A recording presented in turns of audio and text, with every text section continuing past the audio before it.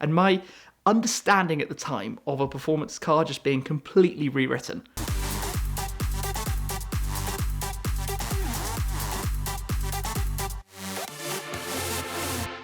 I've always been a big fan of McLaren. Their racing success in the past, the likes of the McLaren F1. So when the company relaunched around 2010, presenting the MP412C, which is actually built only about 20 miles away from where I live, built in a town called Woking, just outside of London, I've always been following what they've been doing and what they've been up to. So I dreamt of one day having an MP412C myself, which I was lucky enough to do right at the end of 2013. At that same time, earlier that year, they had launched the McLaren P1, their entry into the hybrid hypercar world, that big battle at the time of the Holy Trinity, as it was called, with the Ferrari LaFerrari, the Porsche 918 Spider, and these three really going head to head. And McLaren were here with basically the second car that the modern company had actually ever made after the 12C. A heavy hitter, over 900 horsepower, the engine combined with an electrical hybrid setup, and it looked phenomenal, especially when you dropped it into race mode. And they had presented it at the 2013 Geneva Motor Show in its final production form. We'd seen the car about 6 months before. Now, in early 2014, I was actually out in the Middle East. Of course, it's an epicenter of automotive activity, of supercar activity. I was in Dubai, in the UAE, but of course with Abu Dhabi just around the corner, I was going backwards and forwards to different events, filming with private collectors, just doing some really cool stuff out there because it's very hospitable, lots of invitations to do some amazing things. I was aware that there was an event going on at Yas Marina. Yas Marina, as many will know, is the purpose-built Formula One track where the Grand Prix is hosted, kind of the final race actually of the Formula One Championship season. It's an amazing track, spectacular event, and they normally do the driving there under floodlights at night, so it looks even better. You have the whole thing going around the hotel, through the marina. It's a stunning, stunning circuit. So there was an event going on, the first ever drives with media and select VIPs of the McLaren P1. Now my trip just so happened to have me going home basically the day before. So I was aware of this event. I was thinking maybe I could turn up, blag my way in. You know, I'd owned a 12C at this point for 2 months. I was 2 months into being in the McLaren family. I was thinking, do I delay my flight? Do I try and see if I can make something happen? I'm relatively new in the automotive world. I don't know how this game works and whether I can, work some magic and somehow find myself able to look at the car, let alone to do anything beyond that. Well, as it happens, I kind of just decided, no, I'll head home. So I got on my flight back to London. I think it was an Emirates flight. And on the way back, I hadn't been connected to Wi-Fi, just sleeping, as you do. I landed, turned on my phone, and there was a message from McLaren saying, given I'm in the area, would I like to come to Yas Marina to see the P1? And not only that, would I like to come and go for a hot lap in the P1 at Yas Marina? You can imagine, at this point, I was kicking myself. I should have just stayed. So what was the first thing I did at Heathrow Airport? Look at my phone, see if I could book another flight, hop on that flight, and get myself back to the UAE to go find the P1s. I did that. I got out there. I basically spent the entire day hanging around the pit lane. You had a few people in the early days of media. I think Chris Harris was blasting around, drifting the cars, as you can imagine. In fact, I think you've talked about it before, but some beautiful segments, the car sliding around. It was the most spectacular setting. They had this very deep black car, I think it was called Amethyst Black, which under the lights had a purple glow to it. So it just looked spectacular. They had 2 cars in total.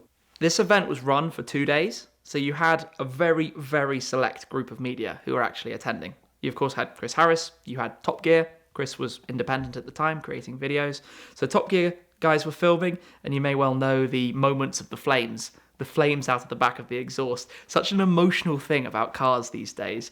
Lots of the cars are incredibly fast, but one thing that stood out about the McLarens was how you had these constant blue flames just coming out of the back of the exhaust, particularly while under the bright white lights of the night.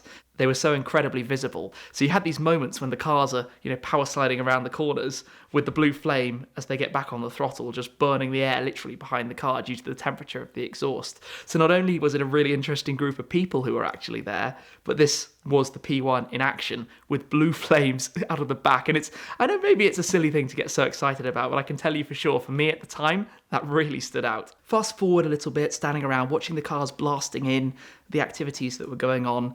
My turn came to jump on board, jump in with then McLaren GT3 driver Tim Mullen, to go out in the car to go for what is an experience I will never forget, because this was really, I think, one of the first times I'd ever done anything so, I'd say, spectacular, and just being in that position. So jump in the car, and immediately from the start, well, from the pit lane, foot down, experiencing over 900 horsepower, and just the sheer ferocity of the acceleration of that car down the pit lane. And I will never forget those, I think we probably just did 2 laps, a little bit of fast cornering, a little bit of sideways cornering, and coming back to the pit lane at the end, and my understanding at the time of a performance car just being completely rewritten. The speed with which the P1 could carry itself around that track, that level of downforce, and the timing of it, the fact that I'd been back to the UK and been out again, come off a plane, I should add that as well. I came off the plane in the morning, through the night flight, straight over to the circuit, and then it was that day. So I'd kind of gone back and come out again, and straight away out on the Yas Marina. The location, the car, the environment, the atmosphere, the buzz of all the people that were there as well for what was going on. The very fact that this was the P1, the second McLaren automotive model of the new era, out on track, proving that it could do exactly what they had said it could do. And just being part of that was really something very special, particularly given what I'd gone through to actually get there. Of course, at the time, the P1 was McLaren's first Ultimate Series product. They've broken down their lines into the Sports Series, the Super Series, which the 12C is a member of, and the Ultimate Series. And certainly at the time, there was never a world I think I could have predicted that a few years later, 4 or 5 years later, I would be sitting here with a Senna back home, which is, of course, the second model in the Ultimate Series lineup. We also now have the Speedtail, positioned slightly differently. The P1 was really the pioneer of technology, the hybrid technology. The Senna follows on, being very much focused about aero, and of course the Speedtail is more the luxury Grand Tourer with immense performance and speed potential as well, literally. But the P1, I think, was really a trigger for me to kind of fall in love with what McLaren were doing. They followed up with the 650S, which integrated some of the P1 styling and the shape of the headlights, like the McLaren logo. And then also we had the 675LT, which I think is really, even now, one of the very best cars that McLaren have made. Limited number car, 500 coupes, 500 spiders, a few special editions as well. And I still have my Spider, which is a car that I think is so immensely special. But McLaren as a road car company, I've always been very interested in them, because in this modern era and time, to launch a car company, to come to the market and make a success, well, it's not exactly an easy thing to do. I think there are only really 2 companies that have actually managed it in recent time. Here in the US, you have Tesla. In the UK, or Europe I should say, we have McLaren.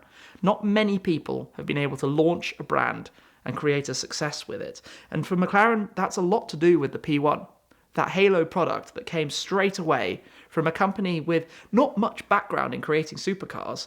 And here they are, bang, hitting the market with a car that in many tests and comparisons was, if not the best, at least competing to be the best against Ferrari and Porsche, 2 of the most established names in both the motorsports industry, but also the automotive road car industry, in creating these absolutely incredible supercars. So the P1's been a bit of a halo for me.